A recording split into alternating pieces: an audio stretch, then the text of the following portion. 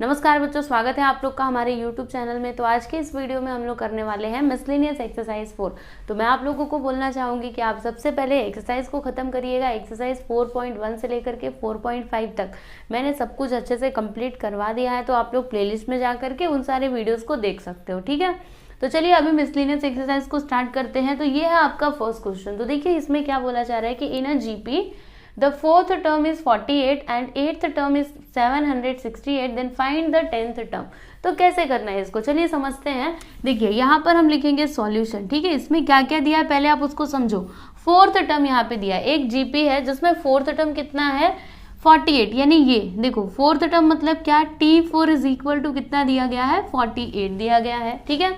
And eighth term is 768, eighth term यानी क्या T8 कितना है 768। Then find the 10th term, तो हमें यहाँ पे T10 फाइंड आउट करना है। ये दो चीजें यहाँ पे दी गई हैं, तो आप यहाँ पे ब्रैकेट में लिख दीजिएगा गिवन, ठीक है। इतना समझ में आया। अब कैसे इसको सॉल्व करोगे, देखो बहुत ही आसान है, बस समझना है, ठीक है। यहाँ पे देखो सबसे पहले तो जो आपका जीपी होता है उसमें Tn के लिए फॉर्मूला मैंने क्या बताया है, AR⁻n-1, राइट। अब यहाँ पे क्या दिया है, देखो T4 का वैल्यू दिया है ना, तो T4 इज इक्वल टू क्या हो जाएगा यहाँ पे AR⁻, ये देखो n के प्लेस पे 4 है तो यहाँ पे लिखेंगे 4-1, ठीक है ना। समझ में आ रहा है कि नहीं।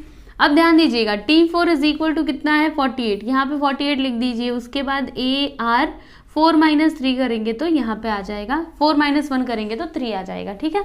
इसको आप लिख दो इक्वेशन नंबर 1, ठीक है। इतना समझ में आया। अब उसके बाद यहाँ पे देखो T8 दिया गया ना, तो यहाँ पे लिखना and T8 is equal to, formula तो वही रहेगा AR⁻n-1 आता है तो n के प्लेस पे क्या है इधर 8 है तो 8-1 आ जाएगा। T8 कितना है 768, यहाँ पे लिख दीजिए। उसके बाद AR⁻, क्या आएगा 8-1 करेंगे तो 7, ये हो गया आपका इक्वेशन नंबर 2, ठीक है। इक्वेशन नंबर 1 मिला, इक्वेशन नंबर 2 मिला। तो अब हमें करना क्या है, एक्चुअली में यहाँ पे करना क्या है, सबसे पहले आप वो समझो। देखो हमें यहाँ पे T10 बताना है, तो T10 आप कब बता पाओगे, जब आपके पास A और R के वैल्यूज रहेंगे तब, ठीक है।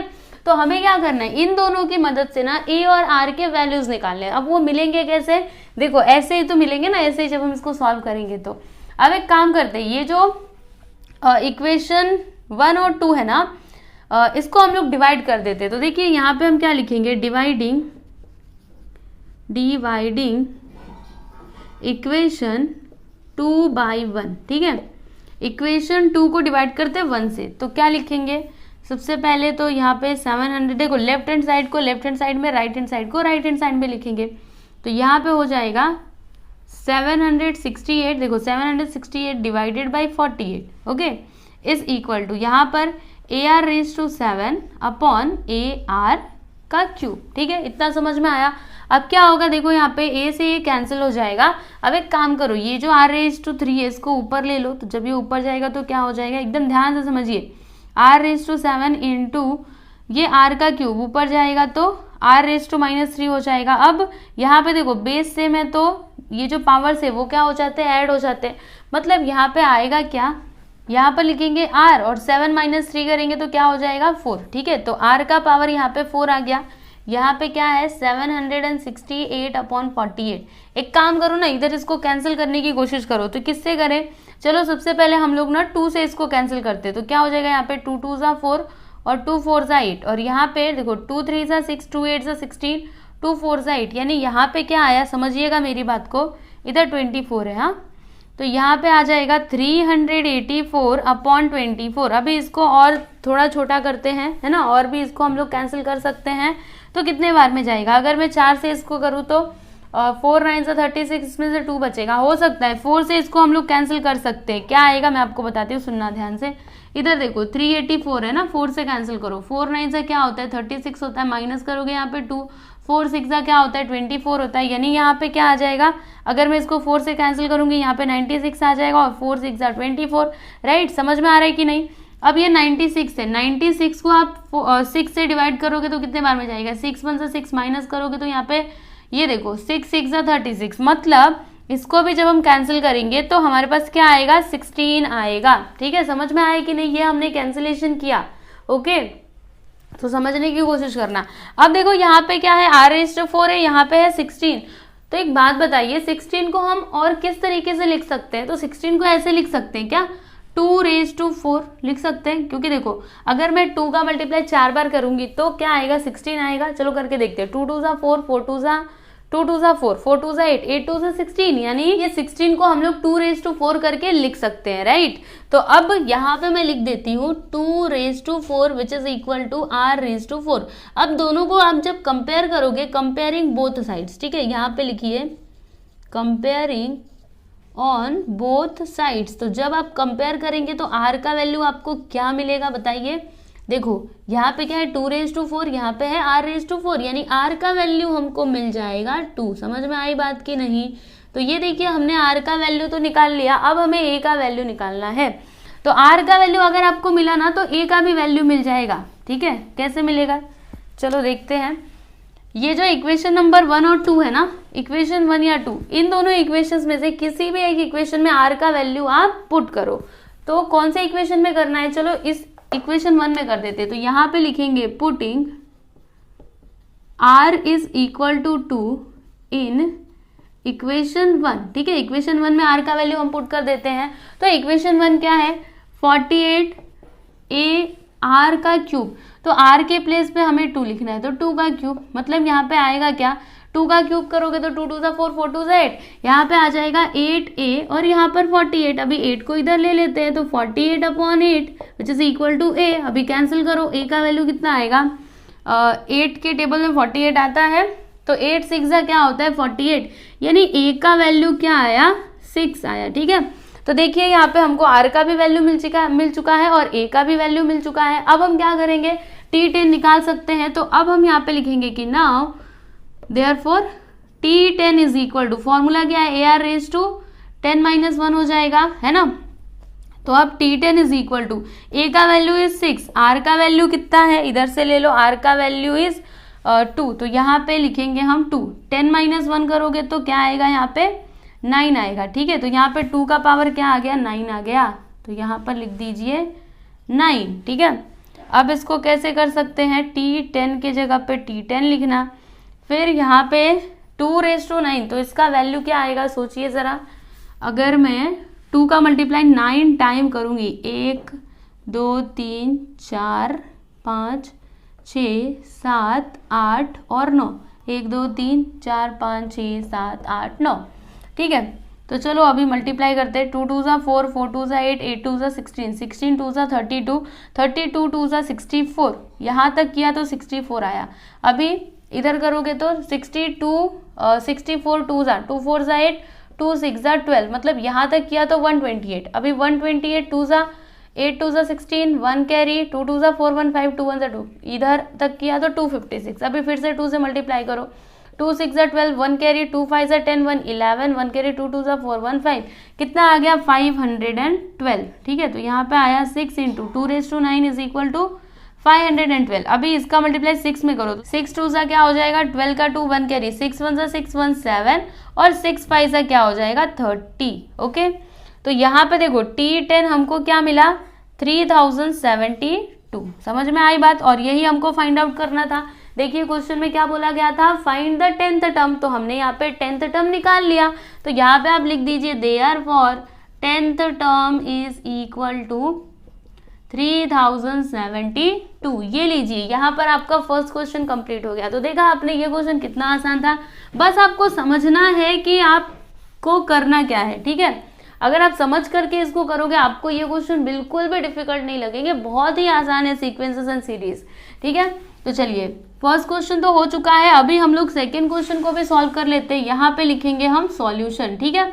तो इसमें देखो a का वैल्यू दिया गया है, for a GP a is equal to 4/3 and T7 is equal to 243/1024, then find the value of r।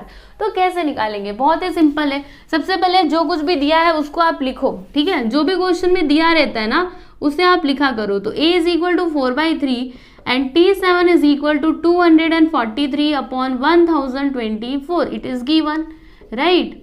अब इन्हीं का यूज करके हमें फाइंड आउट करना है r का वैल्यू। तो कैसे करेंगे, देखो सबसे पहली बात जीपी में Tn के लिए फॉर्मूला मैंने क्या सिखाया, AR⁻n-1, यही सिखाया है। अब यहाँ पे देखना T7 दिया है ना, तो इधर लिखना T7 which is equal to A का वैल्यू कितना है, यहाँ से ले लो 4/3, तो यहाँ पे लिखेंगे 4/3, हमें आर का वैल्यू नहीं पता है, तो इधर पहले 4/3 थोड़ा अच्छे से लिखती हूँ। देखो यहाँ पे लिखते हैं 4/3, आर का वैल्यू तो हमको फाइंड आउट करना है, यहाँ पे आर लिखा, एन का वैल्यू इधर क्या आ जाएगा 7 - 1, ठीक है।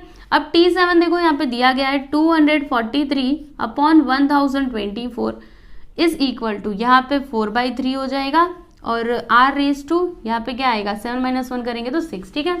अब एक काम करते हैं, ये दोनों को ना इधर ले लेते हैं, तो देखो 3 इधर डिवाइड में है, इधर आने के बाद मल्टीप्लाई में हो जाएगा, ऐसे ×3, ये ऊपर है तो ये इधर आने के बाद नीचे हो जाएगा, ठीक है, इस तरीके से, which is equal to r raise to 6। अब देखो आंसर हमें मिलने वाला है, यहाँ पे क्या है 3 है, यहाँ पे 4 है और यहाँ पे 243। अच्छा एक बात बताइए, 3⁵ क्या होता है, एक बार आप करके देखो, 243 आता है क्या, करके एक बार देखते हैं। चलिए अगर मैं 3 का मल्टीप्लाई 5 बार करूं, ध्यान से समझना, ओके। अगर आपको ऐसे नहीं समझ में आता है तो उसको फैक्टराइज करके देखने का, तो 3 × 3 × 3 5 बार करना है मल्टीप्लाई, 1 2 3 4 5, तो 3 3 से 9, 9 से 27, 27 3 से क्या होता है 81 होता है, राइट। अब 81 3 से क्या होता है, मल्टीप्लाई करो, 3 1 से 3, 8 3 से 24, इधर देखो 243 होता है, यानी इसके प्लेस पे 243 को हम इस तरीके से लिख सकते हैं 3⁵ × 3, ठीक है, ये 3 पहले से। अभी ये जो 1024 है इसको हम लोग कैसे लिख सकते हैं, तो इसको इस तरीके से लिख सकते हैं 4⁵ करके, क्यों, क्योंकि 4 को जब आप 5 बार मल्टीप्लाई करोगे तो आपको यही मिलेगा। करके देखो एक बार, चलो करके मैं आप लोगों को बताती हूँ, ठीक है ना।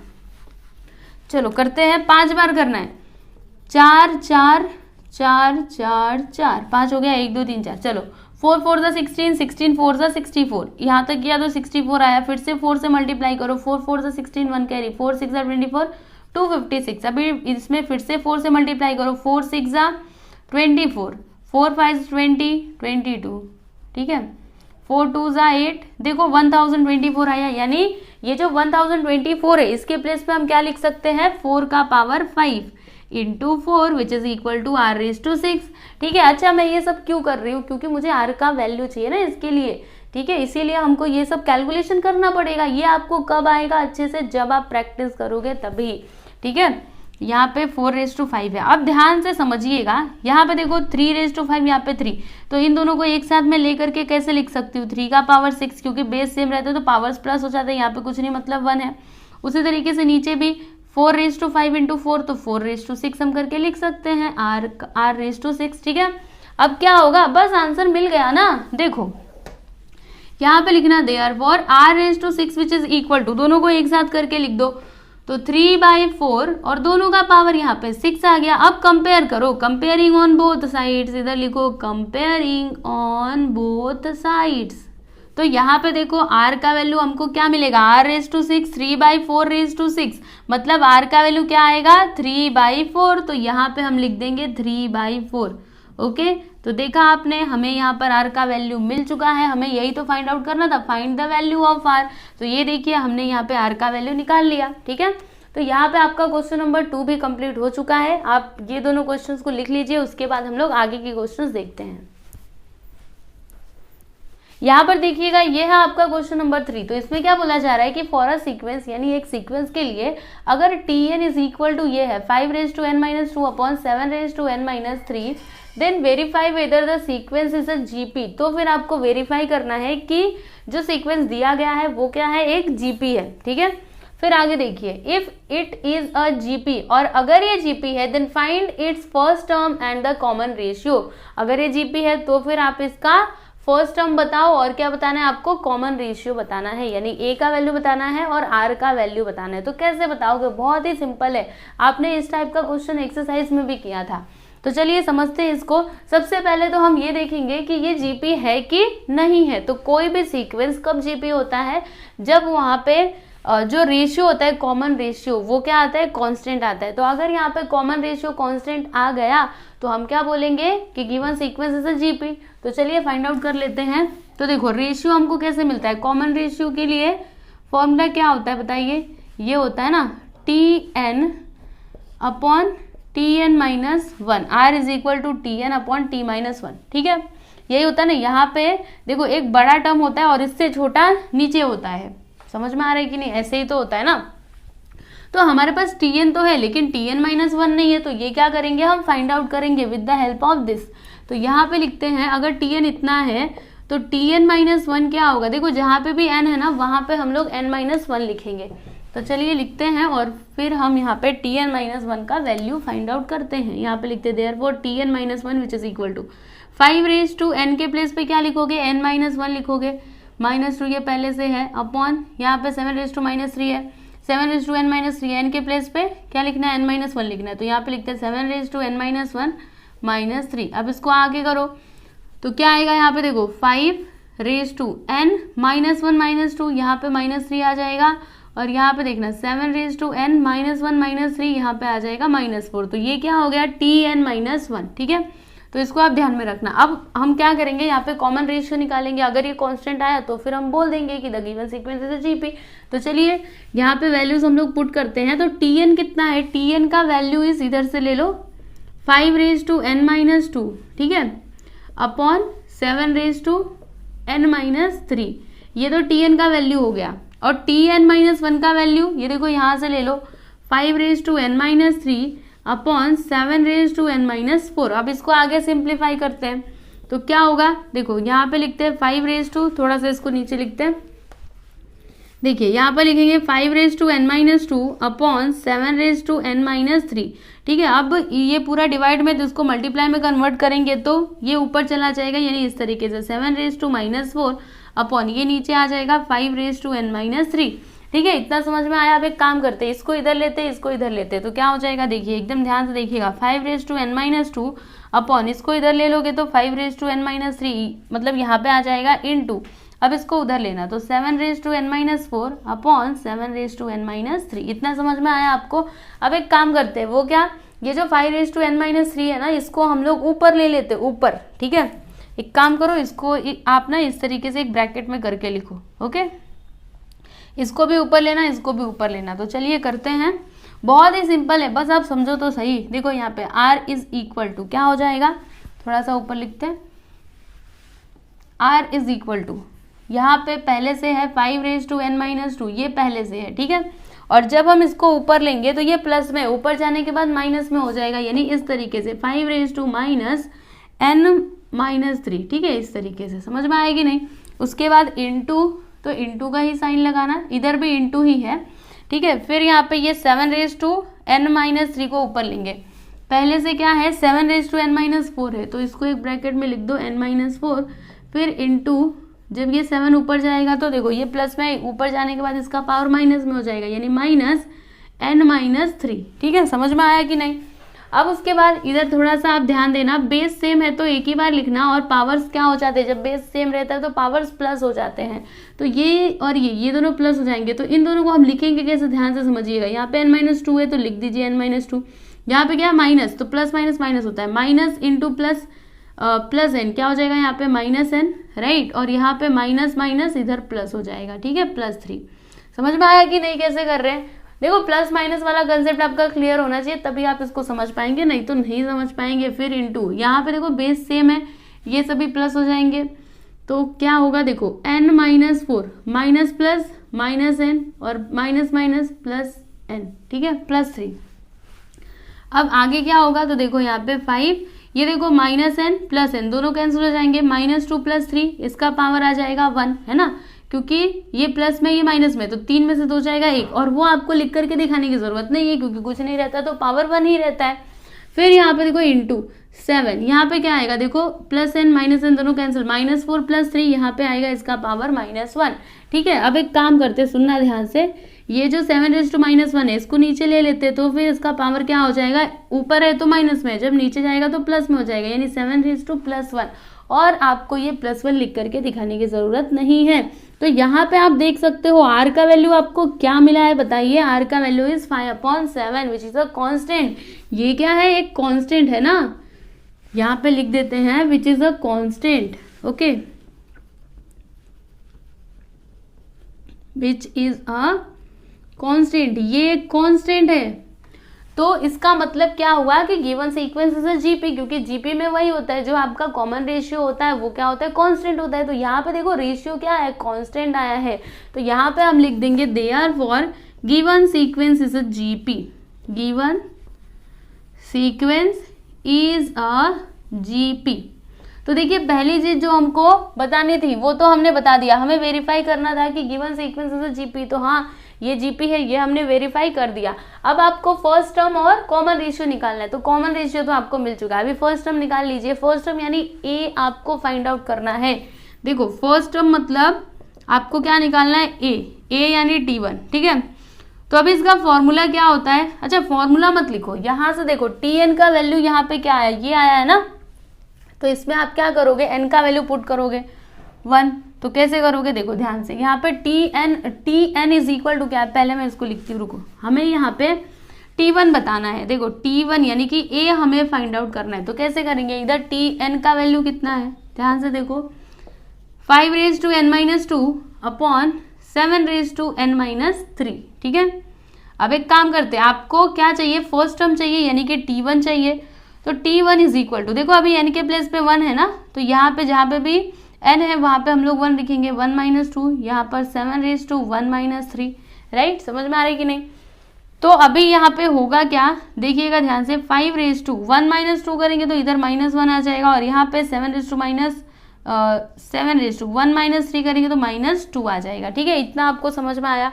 अब उसके बाद इसको आगे करते हैं, तो देखो यहाँ पे लिखेंगे T1 which is equal to, यहाँ पे क्या है 5⁻1, और अगर मैं इसको ऊपर लूँ तो क्या हो जाएगा 7⁻2 हो जाएगा, और इसको मैं नीचे ले लेती हूँ, ये जो 5⁻1 है ना, जब मैं इसको नीचे लूंगी तो यहाँ पे 5 आ जाएगा, है ना, 5 का पावर माइनस में, नीचे जाने के बाद प्लस में हो जाएगा।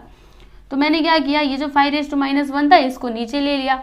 अब 7 का स्क्वायर करोगे तो क्या होगा, 49 होगा ना, तो यहाँ पे हम लिख देते देयरफॉर, देखो Tn इज इक्वल टू 7 का स्क्वायर करेंगे 49 अपॉन में क्या आ गया 5, यानी फर्स्ट टर्म भी हमको मिल चुका है 49/5। तो लास्ट में आप आंसर करके लिख दीजिएगा कि therefore first term is equal to 49/5, 49/5 and common ratio is equal to 5/7। तो यहाँ पे हम लिख देते 5/7, ठीक है। तो ये लीजिए, यहाँ पर आपका क्वेश्चन नंबर 3 भी कंप्लीट हो चुका है ना, बहुत ही इजी था, बस आपको समझ में आना चाहिए। अगर आपने एक्सरसाइज के क्वेश्चंस अच्छे से किए हैं तो इसमें आपको कुछ भी प्रॉब्लम नहीं होने वाली, आप फटाफट से क्वेश्चंस को सॉल्व करोगे। चलिए अभी हम लोग फोर्थ क्वेश्चन सॉल्व कर लेते हैं। तो यहाँ पे क्या बोला जा रहा है कि find 3 numbers in GP such that their sum is 35 and their product is 1000। तो इस टाइप के क्वेश्चन भी आपने सॉल्व किए हैं एक्सरसाइज के अंदर। क्या करोगे, 3 नंबर्स जब पूछे तो हम लोग वो नंबर्स को क्या क्या कंसिडर करते हैं, याद है ना आपको, A/R, A और A/R। तो चलिए यहाँ पे लिखते हैं सॉल्यूशन, यहाँ पे लिखेंगे लेट द 3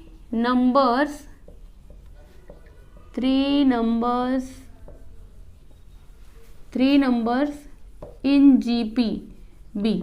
वो जो 3 नंबर्स जीपी में है ना वो कौन कौन से हैं, देखो पहला नंबर है आपका A/R और दूसरा नंबर है A, तीसरा नंबर है A/R, ठीक है।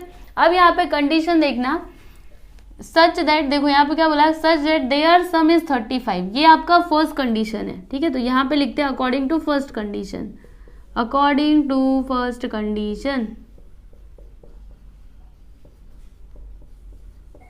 फर्स्ट कंडीशन में क्या बोला जा रहा है कि देयर सम इज 35, यानी ये जो तीनों टर्म्स है ना इनका सम कितना होता है 35 होता है। तो इन सभी को हम प्लस करते हैं, A/R plus A which is equal to 35, ठीक है। अब इसको थोड़ा सिंप्लीफाई करें या फिर ऐसे ही रहने दे, ऐसे ही रहने दो, इसको आप लिख दो इक्वेशन नंबर 1, ठीक है।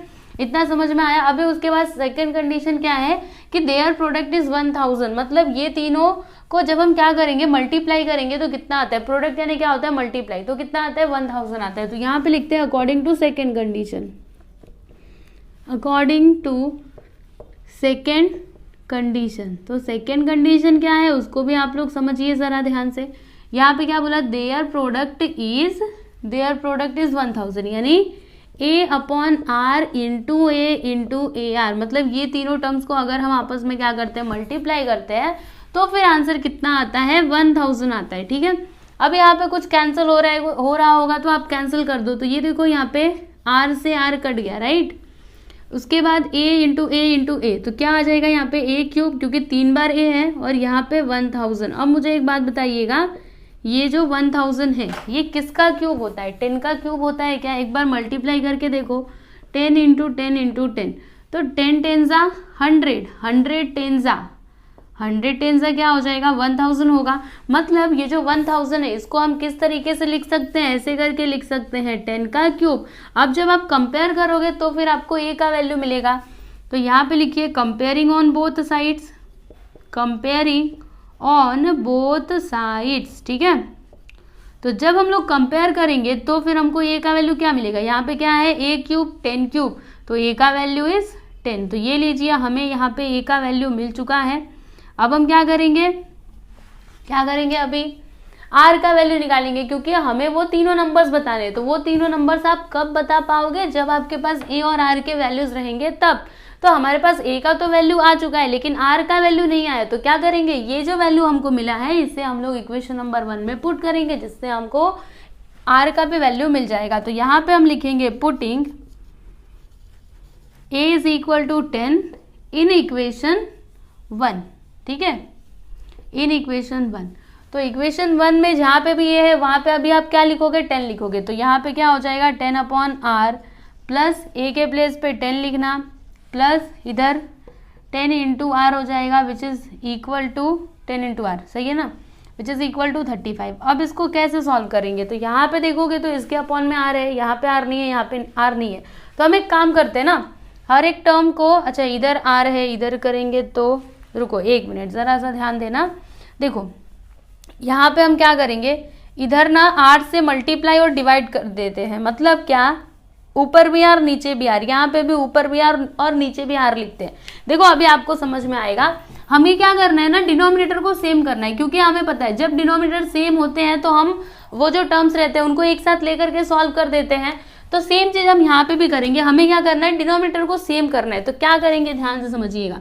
यहाँ पे तो आपको कुछ भी करने की जरूरत नहीं है, इधर आर है प्लस, यहाँ पे आप एक काम करो, ऊपर नीचे आर से मतलब देखो ऊपर आर से मल्टीप्लाई करना और इससे डिवाइड कर देना, ये एडजस्ट हो गया। देखो अगर आप इसको कैंसिल करोगे, मतलब इसको आगे सॉल्व करना चाहोगे, तो आर से आर कट जाएगा, वापस से आपका 10 आ जाएगा, ठीक है। और हमें यहाँ पे नीचे आर लाना है, तो क्या करेंगे? देखो 10 आर में आर से मल्टीप्लाई करेंगे, आर से डिवाइड करेंगे, विच इज इक्वल टू 35, ठीक है। अब यहाँ पे कुछ कैंसिल हो रहा है तो कैंसिल नहीं करो, हाँ कैंसिल नहीं करो, क्योंकि हमने आर लाया, अभी आर को कैंसिल कर देंगे तो कैसे चलेगा? कैंसिल नहीं करना है।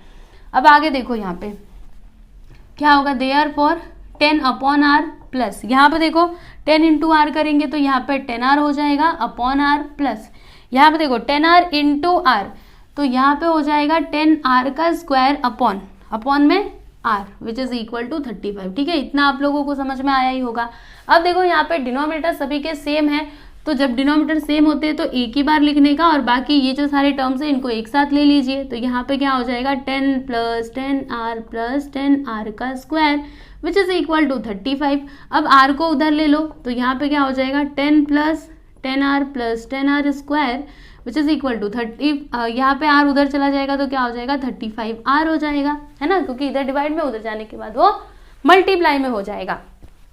अब आगे क्या करना है, तो देखो हम एक काम करते हैं, 35 आर को इधर ले लेते हैं, तो यहाँ पे लिखते हैं 10 प्लस 10 आर प्लस 10 आर का स्क्वायर, इसको इधर ले लोगे तो माइनस 35 आर हो जाएगा, विच इज इक्वल टू 0, ठीक है। अब यहाँ पे क्या होगा, देखो सबसे पहले हम एक काम करते हैं, इसको लिख देते हैं स्क्वायर वाले को 10 आर स्क्वायर। देखो 10 आर माइनस 35, तो 35 में से इसको माइनस करोगे तो क्या आएगा, 25 आएगा, माइनस में कि प्लस में, माइनस में आएगा, क्योंकि ग्रेटर नंबर के आगे माइनस का साइन है, ठीक है ना। उसके बाद प्लस 10 लिख देना, विच इज इक्वल टू 0। तो ये क्या है, एक क्वाड्रेटिक इक्वेशन है। अभी क्वाड्रेटिक इक्वेशन कैसे सॉल्व करना है वो तो आपको पता ही है। देखो यहाँ पे 10, यहाँ पे 10, तो 10 इंटू 10 करोगे तो 100 आ जाएगा। अभी आपको 100 के दो फैक्टर्स बताने हैं, मल्टीप्लाई करने पे 100 आना चाहिए, प्लस या माइनस करने पे माइनस 25 आना चाहिए। तो वो दो फैक्टर्स कौन से होंगे, बहुत ही आसान है, सोचो जरा सोचो। तो 20 इंटू 5 हो जाएगा, और दोनों भी अगर माइनस में रहेंगे तो माइनस 25 आ जाएगा, और प्लस 100 आ जाएगा जब मल्टीप्लाई करोगे तो। अब आगे इसको करते जाइए, यहाँ पे लिखिए therefore 10 r square -20r -5r plus 10 which is equal to 0। यहाँ से आप किसको कॉमन ले सकते हो, तो 10r को हम लोग कॉमन ले लेते हैं, ब्रैकेट के अंदर क्या आएगा r माइनस 10 टू ज़ा 20। इधर से -5 को बाहर ले लेते हैं तो ब्रैकेट में आएगा r माइनस 5 टू ज़ा 10 विच इज इक्वल टू 0। ठीक है, r-2 तो इसको एक ही बार लिखना और फिर यहाँ पर 10r माइनस 5 लिख देना विच इज इक्वल टू 0। अब उसके बाद क्या होगा, देखो r-2 इज इक्वल टू 0 और 10r minus 5 which is equal to 0। अब एक काम करो, 2 को उधर ले लो तो r इज इक्वल टू क्या हो जाएगा, +2, क्योंकि ये -2 है, उधर जाने के बाद +2 हो जाएगा। फिर यहाँ पे इधर देखो, r को इधर रखो, बाकी सबको उधर, -5 उधर जाने के बाद +5, 10 को उधर लोगे तो ये डिवाइड में हो जाएगा। ठीक है, कैंसिल करो, 5 से 5, 5 2 10, यानी r का वैल्यू यहाँ पे हमें क्या मिला, 1/2 मिला। तो यहाँ पे हम लिख देते हैं r इज इक्वल टू 1/2। समझ में आई बात की नहीं? तो देखिए यहाँ पे हमको r के 2 वैल्यूज मिले हैं, a का तो ठीक है, a का एक ही वैल्यू मिला है, लेकिन r के हमको 2 वैल्यूज मिले। तो हम क्या करेंगे, सबसे पहले r का वैल्यू 2 रख के देखेंगे कि वो तीनों नंबर्स कौन कौन से आ रहे, फिर उसके बाद r का वैल्यू 1/2 रखेंगे, सिंपल। तो चलिए अभी हम यहाँ पे करते हैं, यहाँ पे लिखेंगे कि when a is equal to 10 and r is equal to, सबसे पहले r का वैल्यू 2 पुट करो। ठीक है, तो फिर वो 3 नंबर्स क्या क्या होंगे, पहले नंबर को क्या कंसिडर किया था, a/r, तो a का वैल्यू 10 है, r का वैल्यू 2, कैंसिल करो, 2 5 10, a/r आपका आ गया 5, मतलब फर्स्ट टर्म। फिर सेकेंड टर्म क्या आ जाएगा, a है ना, तो a का वैल्यू कितना है, 10, मतलब ये आपका सेकेंड टर्म। फिर थर्ड टर्म क्या था, a इंटू आर, a का वैल्यू 10 इंटू r का वैल्यू 2, तो 10 2 20, मतलब वो तीनों नंबर्स क्या हो जाएंगे, 5 10 20। ये कब की बात है, जब r का वैल्यू क्या होगा, 2 होगा तब। अब अगर मैं r का वैल्यू 1/2 रखूँ तो चलो देखते हैं, यहाँ पे लिखेंगे कि when a is equal to 10, a का वैल्यू तो वही रहेगा, r इज इक्वल टू 1/2। ठीक है, जब r का वैल्यू 1/2 लोगे तो फिर आपको वो तीनों नंबर्स क्या मिलेंगे, तो यहाँ पे लिखो a/r, ये फर्स्ट टर्म था ना, तो a के प्लेस पे a का वैल्यू पुट करो, r के प्लेस पे r का वैल्यू, तो 10 इंटू 2 ऊपर चला जाएगा, 1 नीचे, 10 2 से क्या हो जाएगा 20, यानी फर्स्ट टर्म 20 आएगा। फिर सेकेंड टर्म a था, तो a का वैल्यू इज 10, तो ये सेकेंड टर्म। थर्ड टर्म क्या था, a इंटू आर, तो 10 इंटू r का वैल्यू इज 1/2, कैंसिल करो, 2 5 से 10, मतलब यहाँ पे क्या आ गया 5, यानी वो तीनों टर्म्स कौन कौन से हो सकते हैं, 20 10 एंड 5। ठीक है, तो लास्ट में आप लिख दीजिए कि therefore 3 numbers in GP are, 3 numbers in GP are, वो 3 नंबर्स कौन कौन से होंगे, ये तीनों को लाइन से लिख दो, 5 10 और 20। ठीक है, तो यहाँ पे लिखना 5 10 और 20, और ठीक है 5 10 20, या फिर ये भी हो सकता है 20 10 और 5, तो 20 10 और 5। ठीक है, तो ये लीजिए, यहाँ पर हमने क्वेश्चन नंबर 4 को कंप्लीट कर लिया है। वो तीनों नंबर्स हमको मिल चुके हैं, 5 10 20 होंगे या फिर 20 10 5 होंगे, जो किसमें होंगे, जीपी में होंगे। ओके, तो यहाँ पे आपका 4th क्वेश्चन कंप्लीट हुआ। और एक और बात बताना चाहूंगी, आपका ये जो क्वेश्चन नंबर 5 है ना, ये इसे मैं सॉल्व नहीं करवाने वाली। क्यों नहीं करवाने वाली, क्योंकि मैंने इसको ऑलरेडी सॉल्व करवाया है। तो कहाँ पे सॉल्व करवाया है वो भी जल्दी से आप लोगों को बता देती हूँ। देखो, जो आपका एक्सरसाइज 4.1 है ना, एक्सरसाइज 4.1 में ये जो आपका क्वेश्चन नंबर देखिएगा, जो आपका क्वेश्चन नंबर 7 है, ठीक है, सेम टू सेम उसी के जैसा है, मतलब दोनों क्वेश्चन सेम ही है। तो मैंने वो क्वेश्चन सॉल्व करवाया। एक्सरसाइज 4.1 में क्वेश्चन नंबर 7 जो है वही 5th वाला क्वेश्चन है। ठीक है, आपको यहाँ पे 4 नंबर्स फाइंड आउट करने हैं, जिसमें जब आप उन नंबर का क्या करोगे, नहीं, such that sum of the middle 2 numbers is 10/3, और उनका जब आप प्रोडक्ट करते हो देन यू विल गेट 1। ठीक है, तो फिर वहाँ पे आंसर कितना आता है, 1 आता है। तो ये क्वेश्चन मैंने ऑलरेडी सॉल्व करवाया है, आप एक बार ध्यान से देखिएगा, समझिएगा, आपको फटाक से समझ में आ जाएगा, क्योंकि एक्सरसाइज तो आपने सॉल्व किया ही है। ठीक है, तो अभी हम डायरेक्टली कौन सा सम देखेंगे, 6th क्वेश्चन, लेकिन उसके भी पहले इसको लिखो। यहाँ पर देखिएगा, ये है आपका 6th क्वेश्चन। तो इसमें क्या बोला जा रहा है कि find 5 numbers in GP such that there product is 243। ये आपका पहला कंडीशन है। और दूसरा कंडीशन क्या है कि sum of second and fourth number is 10। ठीक है, तो आपको वो 5 नंबर्स बताने हैं। तो कैसे करोगे, सबसे पहले आप वो 5 नंबर्स को क्या कंसिडर करोगे। देखो, आपको पता है पहले से, आपने इस तरीके के क्वेश्चन पहले भी सॉल्व किए हैं। तो यहाँ पे लिखिए let the 5 numbers in GPB, वो 5 नंबर्स क्या क्या होंगे?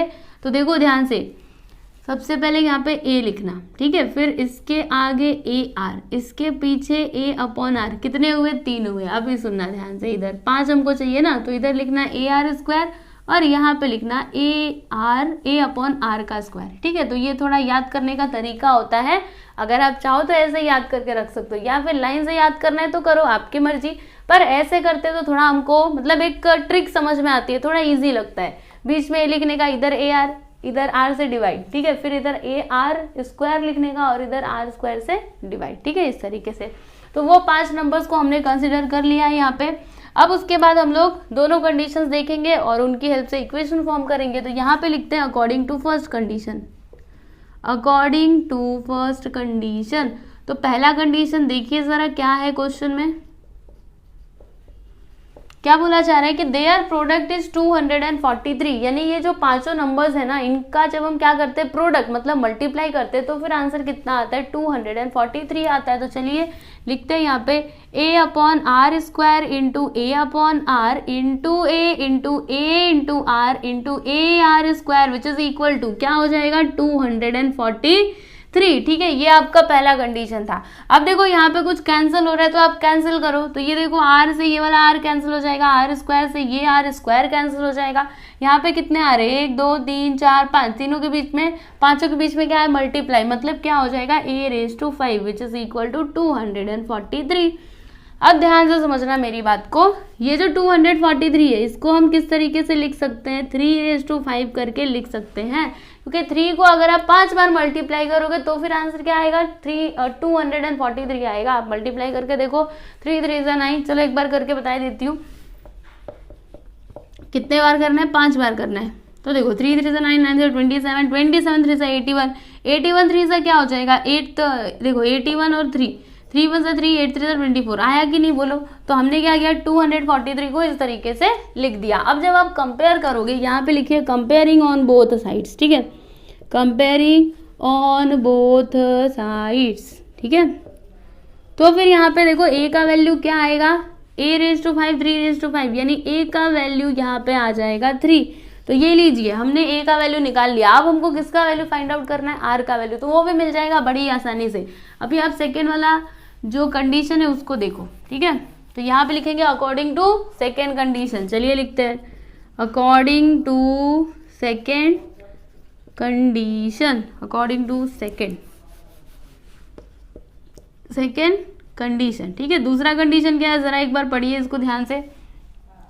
सम of second and fourth number is 10, यानी सेकेंड और फोर्थ नंबर को जब हम क्या करते हैं? सम यानी कि प्लस करते हैं, तो फिर आंसर कितना आता है? 10 आता है। तो इसमें देखो सेकेंड नंबर क्या है आपका? सेकेंड नंबर इज A/R और फोर्थ नंबर इज A/R। देखो A/R प्लस A/R, ऐसा करते हो तो फिर आंसर कितना आता है? 10 आता है। ये आपका सेकेंड कंडीशन है। अब यहाँ पे देखिएगा A का वैल्यू तो हमारे पास है ना, A का वैल्यू देखो, तो हम क्या करेंगे? यहाँ पे A का वैल्यू पुट करेंगे, तो 3/R प्लस क्या हो जाएगा? A/3, नहीं A/3 नहीं होगा, 3/R, ठीक है, 3R हो जाएगा, क्योंकि A का वैल्यू हमें मिला ना। तो यहाँ पे 3R हो जाएगा विच इज इक्वल टू 10। अब इसको आगे सॉल्व करो तो क्रॉस मल्टीप्लीकेशन करते, तो यहाँ पे 3 प्लस R इंटू 3R, यहाँ पे हो जाएगा 3R² अपॉन में आ जाएगा R which is equal to 10। अब एक काम करो, R को उधर ले लो, तो 3 प्लस 3R², R उधर जाएगा तो मल्टीप्लाई हो जाएगा, यानी 10R। अब क्या करेंगे? अब तो आगे का बहुत ही सिंपल है, अभी आपको देखना है क्वाड्रेटिक इक्वेशन मिलेगा। तो यहाँ पे लिखते हैं देयरफॉर, देखो 10R को इधर ले लेते, पहले 3R² को लिखेंगे, उसके बाद 10R को इधर लोगे तो माइनस 10R हो जाएगा, फिर इधर 3 है तो लिखो +3 विच इज इक्वल टू 0, क्योंकि इधर अभी देखो राइट हैंड साइड में कुछ भी नहीं बचा है, क्योंकि इसको हमने इधर ले लिया तो उधर 0 बचा है। अब ये क्या है? क्वाड्रेटिक इक्वेशन, इसको आप करो सॉल्व। तो यहाँ पे 3 3 से क्या हो जाएगा? 9, 9 के 2 फैक्टर सोचिए क्या क्या हो सकते हैं, सोचिए जरा। 9 1 जा 9 और 9 -1, नहीं 9 नहीं हो सकता ना। अगर मैंने 9 नहीं 9 हो सकता है, देखो देखो देखो बताती हूँ कैसे।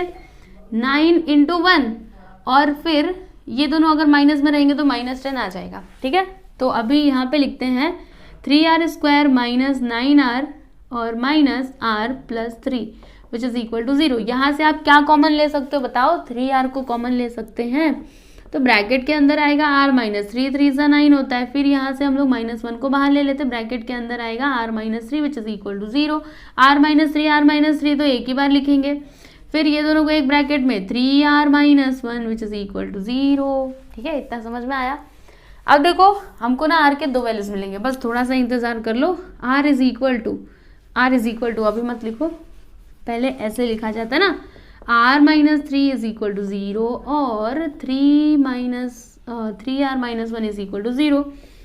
3 को उधर ले लो तो प्लस 3, r का वैल्यू हमको मिला प्लस 3, और यहाँ पर r को इधर रखो, -1 को उधर लोगे तो +1, 3 को उधर लोगे तो ये डिवाइड में हो जाएगा, यानी r का वैल्यू यहाँ पे क्या आ गया 1/3। तो r के आपको दो वैल्यूज मिले हैं, तो क्या करेंगे हम, एक बार r का वैल्यू 3 रखेंगे, एक बार r का वैल्यू 1/3 रखेंगे।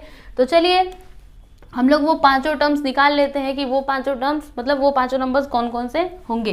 तो यहाँ पे हम लिखते हैं कि when a is equal to, a का वैल्यू तो फिक्स है वो 3 ही रहेगा, और r का वैल्यू यहाँ पे हम लोग 3 रखते हैं, बाद में इसको रखेंगे। ठीक है, तो आपको फर्स्ट टर्म क्या मिलेगा, फर्स्ट टर्म क्या है a/r², यहाँ पे वैल्यूज पुट करो, तो a का वैल्यू इज 3, r का वैल्यू इज 3, तो 3 का स्क्वायर, तो यहाँ पे क्या आएगा देखो 3/3 का स्क्वायर 9, 3 1 से 3, 3 3 से 9, मतलब फर्स्ट टर्म आ गया 1/3। ठीक है, अभी सेकेंड टर्म क्या आएगा, तो सेकेंड टर्म को हमने क्या कंसिडर किया है a/r, तो a का वैल्यू इज 3, r का वैल्यू इज ऑल्सो 3, कैंसिल करोगे तो क्या आएगा 1, मतलब दूसरा वाला टर्म आपका क्या आ गया 1 आ गया। फिर थर्ड टर्म क्या है a, तो a का वैल्यू क्या है बताइए, a का वैल्यू इज 3, यानी थर्ड टर्म हमारा क्या हो जाएगा बताइए 3 हो जाएगा। देखो मैं यहाँ पे लिखती हूँ 3, ये लाइन से लिखेंगे तो हमको लाइन से दिखेगा ना, या फिर रहने दो ऐसे ही लिखो जैसे पहले लिखते थे, a का वैल्यू इज 3। ठीक है, तो ये फर्स्ट सेकेंड, ये देखो ये आपका फर्स्ट टर्म, ये आपका सेकेंड टर्म, ये आपका थर्ड टर्म, दो और फोर्थ टर्म को हमने क्या कंसिडर किया था a/r, तो a का वैल्यू इज 3, r का वैल्यू इज ऑल्सो 3, तो 3 3 से 9, ये हो गया आपका first term. Fourth term, fifth term को क्या कंसिडर किया था a/r², तो a/r का, अच्छा a का वैल्यू 3 है ना, तो यहाँ पे लिखते हैं 3 इंटू 3 का स्क्वायर, तो 3 का स्क्वायर करोगे तो क्या आएगा 9 आएगा, मतलब यहाँ पे क्या आएगा देखो 3 इंटू 9, 9 3 से क्या होता है 27, तो ये हो जाएगा आपका फिफ्थ टर्म। ठीक है, तो जब हमने r का वैल्यू 3 लिया तो हमको पांचों टर्म्स क्या मिले, पहला टर्म इज मतलब पहला नंबर 1/3, दूसरा नंबर इज 1, तीसरा number is 3, fourth number is 9 and fifth number is 27। ठीक है, अब हम एक काम करते हैं, r का वैल्यू 1/3 रख के देख लेते हैं। चलिए देरी किस बात की, फटाक से कर लेते हैं। यहाँ पे लिखेंगे when a is equal to 3 and r is equal to 1/3। अब देखो r का वैल्यू 1/3 लोगे तो आपको first second third fourth fifth term क्या मिलेंगे, तो first number is a/r², values रखो 3/r का वैल्यू इज 1/3, इसका स्क्वायर करना पड़ेगा, फिर यहाँ पे 3 इंटू 3 का स्क्वायर करोगे तो 9, 1 का स्क्वायर करोगे तो 1, 9 3 से क्या हो जाएगा 27, यानी first number is 27, second number is a/r, values put करो फटाफट से, a का वैल्यू 3, 1 का वैल्यू r का वैल्यू 1/3, अब इसको आगे सॉल्व करो, 3 इंटू ये ऊपर चला जाएगा 3/1, 3 3 से क्या हो जाएगा 9, so second number is 9। Okay, फिर थर्ड नंबर इज a, तो a का वैल्यू इज 3 लिख दो, fourth number is a into r, तो 3 इंटू r का वैल्यू इज 3, 1/3 कैंसिल कर दो, यहाँ पे आ जाएगा 1, यानी फोर्थ नंबर इज 1। समझ में आ रहा है कि नहीं, कुछ ज़्यादा ही फास्ट तो नहीं जा रही। चलो लास्ट नंबर इज a/r², तो a का वैल्यू इज 3, r² यानी कि 1/3 का स्क्वायर। ठीक है, अब इधर देखना 3 इंटू 1 का स्क्वायर इज 1, 3 का स्क्वायर इज 9, कैंसिल करो 1/1, 3 1 से 3, 3 3 से 9, यानी यहाँ पे क्या आ जाएगा 1/3। ठीक है, तो यहाँ पे देखो वो पांचों नंबर्स हमको क्या क्या मिले हैं, 27, 9, 3, 1 और 1/3। तो लास्ट में आप आंसर कैसे लिखोगे, यहाँ पे लिखिएगा कि therefore the 5 numbers in 5, therefore the 5 numbers in GPR। 5 नंबर्स GP में क्या हो जाएंगे, सबसे पहले इन पांचों को लाइन से लिख दो, उसके बाद उनको। ठीक है, तो 1/3 लिखिएगा, 1/3, second number is 1, third number is 3, fourth number is 9 and the last number is 27, ठीक है। या तो ये हो सकता है या फिर और वो पांचों नंबर्स क्या क्या हो सकते हैं, देखो ऐसे 27, 9, third number is 3, fourth number is 1 and the last number is 1/3। समझ में आई बात? तो ये लीजिए, यहाँ पे हमने क्वेश्चन नंबर जो हमारा 6th क्वेश्चन था उसको हमने कंप्लीट कर लिया है। आप लोग देख सकते हो, बहुत ही सिंपल सा क्वेश्चन था। बस आपको ये चीज याद होना चाहिए कि 5 नंबर्स रहे तो ये कंसीडर करना है, 4 नंबर पूछा जाए तो पता है ना, और 3 नंबर पूछा जाए तो वो तो और भी सिंपल है। चलिए इसको लिखिए, फिर हम लोग देखते हैं आगे के सम्स। अब हम सॉल्व करेंगे क्वेश्चन नंबर 7। तो यहाँ पे क्या बोला जा रहा है कि for a sequence Sn is equal to 4, फिर ब्रैकेट में 7n-1, then verify whether the sequence is GP। तो हमको वेरीफाई करना है कि सीक्वेंस GP है, ठीक है। ऐसा तो कैसे करेंगे बताइए? कोई भी सीक्वेंस कब GP होता है? जब Tn/Tn-1 क्या हो? कांस्टेंट हो, ठीक है। अगर ये कांस्टेंट आया तो फिर हम क्या बोल देंगे कि given sequence is a GP, और अगर ऐसा नहीं होता है तो सीक्वेंस GP नहीं होगा, ठीक है। तो कैसे करेंगे? यहाँ पे तो Tn और Tn-1 ऐसा तो कुछ हमको दिखाई दे नहीं रहा है, तो यहाँ पे हम एक अलग फॉर्मूले का यूज करेंगे जो मैंने आपको पहले भी बताया था एक्सरसाइज सॉल्व करते टाइम पे। कौन सा फॉर्मूला याद है कि नहीं? भूल गए हो या फिर याद है? देखो ये वाला formula, Tn is equal to क्या होता है? Sn minus Sn-1। याद आया कि नहीं? ये फॉर्मूला मैंने दिया था और बोला था कि आप लोग उसको लिख करके रखो, क्योंकि इसकी भी जरूरत हमको पड़ सकती है, ठीक है। तो चलो अभी यहाँ पे हम क्या करेंगे, ध्यान से समझ लीजिए, पहले इस सवाल को समझिए फिर हम लोग सॉल्व करना शुरू करेंगे, ठीक है। तो देखो हम क्या करेंगे, ये फॉर्मूले की हेल्प से ना Tn निकालेंगे। अब Tn मिल जाएगा तो उसके बाद हमको Tn-1 भी मिल जाएगा, और फिर यहाँ पे हम लोग कॉमन रेशियो निकालेंगे Tn/Tn-1। अगर ये कांस्टेंट आया तो फिर हम बोल देंगे कि given sequence is a GP, ठीक है। तो चलिए इसको सॉल्व करते हैं। तो यहाँ पे लिखेंगे Tn is equal to Sn का वैल्यू, ये देखो यहाँ पे क्या है 4, फिर ब्रैकेट के अंदर 7n-1, क्लियर है। फिर इधर माइनस का साइन है तो माइनस 7n-1 नहीं है, लेकिन हम लोग फाइंड आउट कर सकते हैं with the help of this value. तो यहाँ पे लिखते हैं 7n-1। अब जहाँ पे भी n है वहां पे आप क्या लिखोगे? n-1 लिखोगे, तो क्या हो जाएगा 4, फिर ब्रैकेट के अंदर 7n के प्लेस पे n-1 लिखोगे -1। समझ में आया कि नहीं? तो यहाँ से आप ये वैल्यू ले लो, Sn-1 का क्या आया है 4, फिर ब्रैकेट के अंदर 7n-1 -1, ठीक है। इतना समझ में आया? अब यहाँ पे देखिएगा, अगर आप कुछ कॉमन ले सकते तो ले लीजिए, 4 तो 4 को ले लेते हैं कॉमन। अभी देखो ब्रैकेट के अंदर क्या आएगा, ये जो दोनों ब्रैकेट्स हैं इनको ओपन कर दो, इसको ओपन कर दो, ठीक है। तो यहाँ पे 7n-1, देखो माइनस था, माइनस प्लस, यहाँ पे -7n-1 आएगा, देखो माइनस माइनस यहाँ पे +1 हो जाएगा। कुछ कैंसिल हो रहा है तो कैंसिल कर दो, ये देखो -1 +1 ये दोनों हो जाएंगे कैंसिल। उसके बाद 4, देखो इसको ना बड़े ही ध्यान से देख करके करना है, क्योंकि यहाँ पे गलती होने के चांसेस होते हैं, ठीक है, इसीलिए। तो अब सुनिएगा ध्यान से, यहाँ पे क्या है 7n है ना, तो ये जो यहाँ पे मैं अपने मन से क्या करूंगी, -1 और +1 मैं ऐसे करके लिख सकती हूँ, क्योंकि देखो अगर हम इसको सॉल्व करेंगे, समझिए आगे सॉल्व करेंगे तो -1 +1 ये दोनों कैंसिल हो जाएंगे, वापस से आपका 7n ही आ जाएगा। आएगा कि नहीं? सही है कि नहीं? आएगा, जरूर आएगा, ठीक है।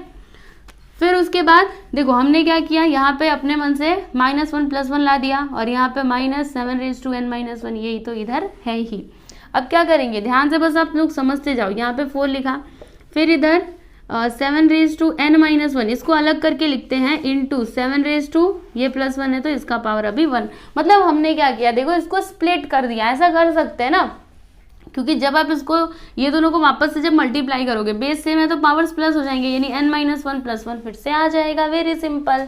अब उसके बाद यहाँ पे लिखिए 7n-1, इतना क्लियर है। अब देखो इसमें से हम क्या कॉमन ले सकते हैं, तो 7n-1 इसको हम ले लेते हैं कॉमन, तो यहाँ पे 4 × 7n-1 कॉमन आ गया। ब्रैकेट के अंदर क्या आएगा, देखो ये बाहर जा चुका है, यहाँ पे 7n यानी कि 7 माइनस यहाँ पे क्या आएगा 1, ठीक है। समझ में आ रहा है कि नहीं? बहुत ही सिंपल है, बस समझने के प्रयास करो। फिर यहाँ पे 7n-1 और 7-1 करेंगे तो 6 आ जाएगा, ठीक है। इधर मल्टीप्लाई है, इधर भी मल्टीप्लाई है। अब बताओ इन दोनों को मल्टीप्लाई कर देते हैं, तो 6 4 से क्या हो जाएगा 24, और 24 × 7, जरा अच्छे से लिखते हैं इसको। देखो इसको ना एक ब्रैकेट में ही करके लिखते हैं, 6 4 24 और फिर ये ब्रैकेट में लिख दीजिए 7n-1, ठीक है। ये हमको क्या मिला, tn का वैल्यू मिला, समझ में आएगी नहीं, ये हमको tn मिला है, ठीक है। तो tn तो मिल चुका है लेकिन tn-1 नहीं मिला है। तो चलिए अभी इसको एक बॉक्स में करो और आप है ना tn-1 भी फाइंड आउट कर लो। तो tn-1 कैसे निकालोगे, बहुत ही सिंपल है, n के प्लेस पे अभी n-1 लिख दीजिए। चलिए करते हैं फटाफट से, इधर लिखेंगे tn-1, तो यहाँ पे क्या है 24, तो 24 लिखेंगे, फिर ब्रैकेट के अंदर 7n-1, अभी n के प्लेस पे क्या लिखना है, n-1 लिखना है, तो यहाँ पे लिख दीजिए n के प्लेस पे n-1 और इधर है -1, तो यहाँ पे -1 लिख देते हैं, ब्रैकेट क्लोज। अब आगे देखो इधर 24 और यहाँ पे क्या हो जाएगा, देखो 7n और -1 क्या हो जाएगा, -1 और -1 -2 हो जाएगा, ठीक है। तो यहाँ पे क्या आया 7n-2, ये हमको क्या मिला बताइए, tn-1, ठीक है। तो इसको भी एक बॉक्स में कर दो। अब हम यहाँ पे क्या फाइंड आउट करेंगे, कॉमन रेशियो। तो कॉमन रेशियो कैसे निकालोगे, यहाँ पे सबसे पहले आप लिखो कि the sequence is a GP, the sequence is a GP. कोई भी सीक्वेंस कब जीपी होगा, कब जीपी होगा, जब is a GP if tn/tn-1 क्या होगा, अगर ये कांस्टेंट आ गया, ठीक है, अगर ये कांस्टेंट आया तो फिर जो हमारा सीक्वेंस है वो क्या होगा, जीपी होगा। तो वही हमने यहाँ पे कंडीशन लिखा है कि the sequence is GP if tn/tn-1 is equal to constant. तो चलिए अभी हम यहाँ पे कॉमन रेशियो फाइनली निकाल ही लेते हैं, tn/tn-1। तो tn का वैल्यू यहाँ से ले लो 24, 7n-1, यहाँ पे लिखिए 24, ब्रैकेट के अंदर 7n-1, ओके। फिर tn-1 कितना आया है, यहाँ से ले लो 24, फिर इधर 7n-2, क्लियर है। 24 से 24 को कैंसिल कर दीजिए, यहाँ पे क्या आया 7n-1। अब एक काम करो, इसको ऊपर ले लो, तो जब ये ऊपर जाएगा तो क्या हो जाएगा, इसका पावर जो है ना वो माइनस में हो जाएगा। समझ में आता है कि नहीं आपको, जब इसको ऊपर लेंगे तो इसका देखो अभी ये पूरा क्या है, प्लस में है, समझना एकदम ध्यान से, बड़े ही ध्यान से समझने की जरूरत है। देखो ये जो है ना इसका पावर ये प्लस में, ऊपर जाएगा तो माइनस में हो जाएगा, यानी -n-2 हो जाएगा, ठीक है। अब इसको आगे करेंगे तो 7n-1 इंटू 7, देखो माइनस का मल्टीप्लाई अंदर करोगे तो -n और माइनस इधर +2 हो जाएगा, ठीक है। ये आ गया यहाँ पे। अब बेस सेम है तो क्या करेंगे, पावर्स प्लस हो जाते हैं जब बेस सेम होता है। तो यहाँ पे देखो क्या हो जाएगा, 7 को एक ही बार लिखना, पावर्स को प्लस कर दो, तो n-1 और फिर यहाँ पे देखो -n है तो -n आएगा +2। अब आगे देखिएगा, यहाँ पे देखो +1 +n-1, ये दोनों हो जाएंगे कैंसिल, ठीक है। अब यहाँ पे आएगा क्या 7, देखो -1 +2, तो 2 में से एक को घटाओगे तो एक ही आएगा ना, 7:1 यानी कि 7। तो यहाँ पे जो आपका देखो tn-1 था, ये क्या आया, constant, which is a constant, यहाँ पे लिखिए विच इज अ कांस्टेंट, ये क्या है, एक कांस्टेंट वैल्यू है ना, 7 क्या है, कांस्टेंट है। So therefore the given sequence is a GP, यहाँ पे लिख दीजिए therefore the given sequence is a GP, sequence क्या है आपका, जीपी है। कैसे पता चला, क्योंकि यहाँ पे कॉमन रेशियो क्या आ गया, कांस्टेंट आ गया, ठीक है। The given sequence is a GP, तो जो हमको वेरीफाई करना था वो हमने कर दिया है ना। यहाँ पे लिख दीजिएगा आगे with r is equal to, r का वैल्यू क्या आया है 7, r यानी क्या, कॉमन रेशियो, मतलब tn/tn-1, ठीक है। तो यहाँ पे आपका क्वेश्चन नंबर 7 भी कंप्लीट हो चुका है, काफी इजी था। बस यहाँ पे मेन चीज क्या है, दिस फॉर्मूला, अगर आपने ये फॉर्मूला अच्छे से लर्न किया है, अच्छे से आपको याद है, तो समझ लो ये क्वेश्चन तो फटाक से सॉल्व कर लोगे।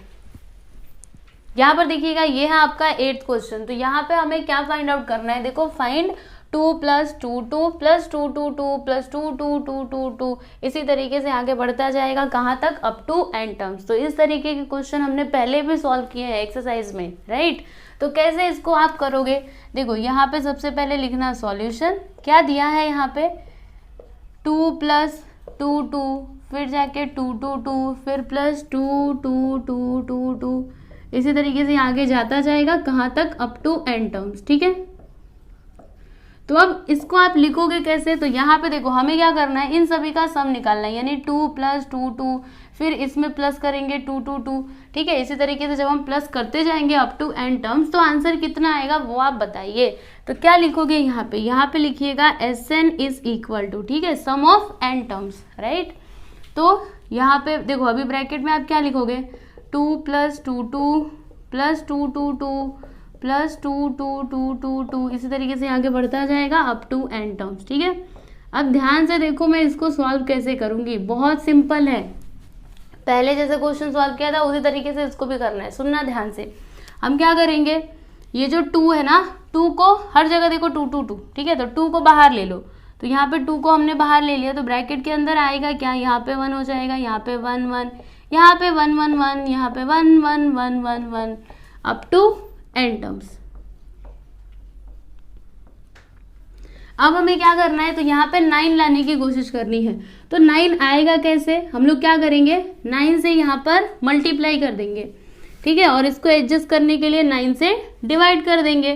तो जब आप 9 से अंदर मल्टीप्लाई करोगे तो क्या हो जाएगा, यहाँ पे होगा 9 प्लस यहाँ पे क्या होगा 9 9, फिर यहाँ पे 9 9 9 9, ओके, 3 बार 9, और यहाँ पे 4 बार 9 आएगा, 9 9 9 9 9 plus up to n terms, ठीक है। इतना समझ में आया कि नहीं, चलिए इतना समझ गए तो आगे का भी समझ जाओगे। अब हमें क्या करना है, यहाँ पर आप ध्यान से देखते जाओ, इधर 2/9, ये तो वैसा ही रहेगा। अब ध्यान से देखना, ये जो 9 है इसको मैं कैसे लिख सकती हूँ, 10 - 1 करके लिख सकती हूँ, जी हाँ, क्योंकि 10 - 1 क्या होता है, 9 होता है। 99 को कैसे लिख सकते हैं, सोचिए ज़रा, 100 - 1 करके लिख सकते हैं, जी हाँ। अच्छा, इसको कैसे लिख सकते हैं, 1000 - 1, उसी तरीके से आगे इसको आप कैसे लिखोगे, 10,000 - 1, ठीक है। तो ऐसे ही आगे जाता जाएगा अप टू n टर्म्स तक। ओके, क्लियर है, इतना समझ में आया। चलो ब्रैकेट को क्लोज करो। अब उसके बाद हम क्या करेंगे, इधर वाले जो टर्म्स है ना, मतलब 10 100 1000, इनको एक अलग ब्रैकेट में लिखेंगे और ये 1 1 अलग ब्रैकेट में लिखेंगे, ठीक है, अलग अलग करके लिख देंगे। तो यहाँ पे 2/9, फिर इधर ब्रैकेट देखो 10, फिर इन सभी के बीच में प्लस का साइन है तो यहाँ पे प्लस आएगा, उसके बाद 100, फिर यहाँ पे 1000, इसी तरीके से आगे जाता जाएगा, मतलब आता जाएगा अप टू n टर्म्स, ठीक है। ब्रैकेट क्लोज कर दीजिए। फिर यहाँ पे देखो माइनस माइनस, हर जगह माइनस है ना, -1 -1, तो हम क्या करते हैं, माइनस को कॉमन ले लेते हैं। अभी ब्रैकेट के अंदर क्या आएगा, 1 + 1 + 1, ठीक है, इसी तरीके से आगे आता जाएगा अप टू n टर्म्स। तो यहाँ पे हम लिख देते हैं अप टू n टर्म्स, ठीक है, इतना समझ में आया आपको। अब देखो ध्यान से एक चीज पे गौर करना, वो क्या, अगर आप इसको देखोगे तो ये क्या है, एक जीपी है, क्या है, एक जीपी है। कैसे, अगर आप यहाँ पे कॉमन रेशियो निकालोगे ना तो वो क्या आएगा, कांस्टेंट आएगा। तो यहाँ पे हम लिखते हैं कि हियर, ऐसे आपको लिख करके दिखाना चाहिए, 10 100 1000, इसी तरीके से आगे आगे जब जाएंगे तो, ठीक है, यहाँ पे डॉट डॉट लिख दीजिए, dot dot dot dot are in GP, ये किस में है, जीपी में है, ठीक है। विथ ए का वैल्यू यहाँ पे क्या आएगा, तो ए का वैल्यू आ जाएगा 10 और आर का वैल्यू क्या आएगा, तो आर कैसे मिलेगा, 100/10, कैंसिल करो, यहाँ पे 10, यानी ए का वैल्यू भी 10 और आर का वैल्यू भी 10, ठीक है। तो अब हम क्या कर सकते हैं, यहाँ पे देखो क्या हो रहा है, ये जो आपके मतलब जीपी की ये जो टर्म्स है वो सभी क्या हो रहे हैं, प्लस हो रहे हैं। तो यहाँ पे हम लोग एसएन का फॉर्मूला यूज कर सकते हैं, सम ऑफ एन टर्म्स है ना, यहाँ पे प्लस हो रहा है ना, तो प्लस होता है मतलब ये सम ऑफ एन टर्म्स, हम लोग इसको इस तरीके से लिख सकते हैं। तो यहाँ पे क्या लिखेंगे, देखो एकदम ध्यान से देखना, इधर 2/9 लिखेंगे, फिर यहाँ पे ब्रैकेट, और इसके प्लेस पे हम क्या लिखेंगे, सम ऑफ एन टर्म्स का फॉर्मूला यूज करेंगे। तो फॉर्मूला क्या होता है, यहाँ पे देखो आर क्या है, >1 है, तो ये वाला आप फॉर्मूला यूज करोगे, ए बाहर आ जाएगा, यहाँ पे क्या आएगा, r⁻1 समझ में आया कि नहीं। तो अभी यहाँ पे आप लोग वैल्यूज पुट कर दीजिए। तो ए का वैल्यू क्या है, 10 है, तो यहाँ पर ए के प्लेस पे क्या लिखेंगे, हम 10 लिखेंगे। उसके बाद आर का वैल्यू क्या है, देखो यहाँ पे 10 है, तो हम क्या लिखेंगे, इधर 10 लिखेंगे, 10⁻n आ जाएगा, यहाँ पे 10-1 आएगा, ठीक है ना। फिर उसके बाद इधर देखो माइनस का साइन है तो माइनस। अब यहाँ पे हम क्या कर रहे हैं, देखो 1 को प्लस करते जा रहे हैं अप टू n टर्म्स, तो इसका आंसर क्या आएगा, 1 को प्लस करोगे, अगर आप 1 को 10 बार प्लस करोगे तो 10 आएगा, 100 टाइम प्लस करोगे तो 100 आएगा, 1000 टाइम करोगे तो 1000 आएगा। अगर आप अप टू n टर्म्स तक इसको प्लस करते जाओगे, ठीक है, समझ में आ रहा है कि नहीं? जब आप इसको प्लस करते जाओगे तो क्या आएगा, एन ही आएगा ना। तो यहाँ पे हम क्या लिख देंगे, एन लिख देंगे। देखो एक बार फिर से बताती हूँ, अगर समझ नहीं आया तो देखो, अगर ये 1 है, 1 प्लस 1 प्लस 1 प्लस, हमने 4 बार किया तो क्या आएगा, 4 आएगा। अगर 10 बार करोगे तो 10 आएगा। अगर आप इसी 1 को 100 बार करोगे तो 100 आएगा। इसी तरीके से अगर n टाइम करोगे तो n ही आएगा ना, बस यही तो चीज़ है और कुछ नहीं। चलो ये हो गया। अब उसके बाद आपको आंसर मिल गया। और क्या, देखिए यहाँ पे हम क्या लिखेंगे, sum of n terms is equal to 2/9 bracket, फिर इधर 10 माइनस 1 करोगे तो 9 आ जाएगा। यहाँ पे 10/9 लिख दो, ब्रैकेट के अंदर क्या आएगा, 10⁻n - 1 minus n bracket close. ठीक है, तो ये क्या हो गया आपका फाइनल आंसर। मतलब इसका सम क्या हो जाएगा, ये होगा 2/9 और फिर ब्रैकेट के अंदर 10/9 और फिर दूसरे ब्रैकेट के अंदर 10⁻n - 1 माइनस n। ठीक है, तो यहाँ पे आपका 8th क्वेश्चन कंप्लीट हो चुका है। इसको लिखिए, फिर हम आगे चलते हैं। अब हम लोग सॉल्व करेंगे 9th क्वेश्चन। तो इसमें देखिए क्या बोला जा रहा है कि find the nth term of the sequence 0.6, 0.66, 0.666 and so on. तो कैसे करोगे, देखो सबसे पहली बात तो वो जो सीक्वेंस दिया गया ना उसको आप लिखो। क्या दिया है यहाँ पे, 0.6, देन 0.66, फिर यहाँ पे 0.666, फिर 0.666 and dot dot dot dot. ठीक है, अब आपको यहाँ पे फाइंड आउट करने के लिए क्या बोला जा रहा है, nth टर्म, यानी आपको यहाँ पे फाइंड आउट करना है tn। nth टर्म यानी क्या होता है, tn निकालना। ठीक है, nth टर्म बोले तो tn, और अगर सम ऑफ nth टर्म बोले तो sn, याद रखना हमेशा। ठीक है, तो यहाँ पे क्या बोला गया है, nth टर्म हमें फाइंड आउट करना है। तो कैसे करोगे, देखो एकदम ध्यान से समझना मेरी बात को।